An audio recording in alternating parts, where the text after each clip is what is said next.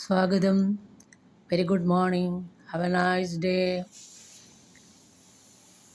ഇന്നത്തെ ഡിവൈൻ മെസ്സേജിൽ എൻ്റെ ഭഗവാൻ കൃഷ്ണൻ്റെ 2 മെസ്സേജാണ് എടുത്തിരിക്കുന്നത്.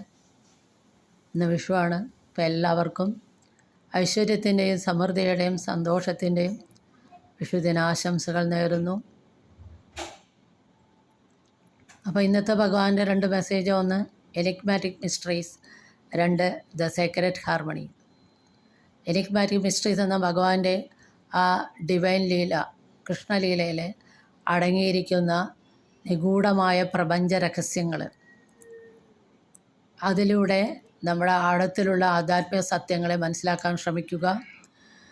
ആ കൃഷ്ണലീലയുടെ പിന്നിലുള്ള ആ നിഗൂഢമായ സത്യങ്ങളെ, അതായത് ജീവാത്മാ പരമാത്മാ തത്വങ്ങൾ, ആ നിഗൂഢമായ പ്രപഞ്ച രഹസ്യങ്ങളെ മനസ്സിലാക്കാൻ ശ്രമിക്കുക എന്നുള്ളതാണ് ദ എനിഗ്മാറ്റിക് മിസ്റ്ററീസ് എന്നുള്ള കാർഡ് പറയുന്നത്.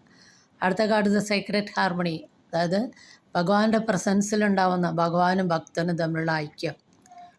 ആ ഭഗവാന്റെ ആ സീക്രട്ടായിട്ടുള്ള ഭഗവാനായിട്ടുള്ള ഐക്യം ആ ഒരു ഭക്തൻ്റെ ജീവിതത്തിലെ എല്ലാ ഭാഗങ്ങളിലെയും അത് സംയോജിച്ച് കൊണ്ടുപോകുന്നു എന്നുള്ള പറയുന്നത്.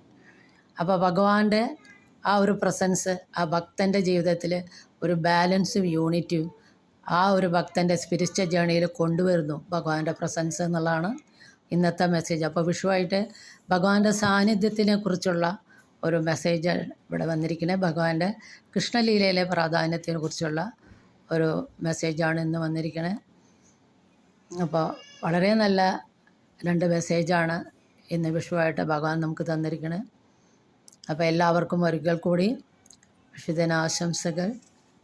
Thank you.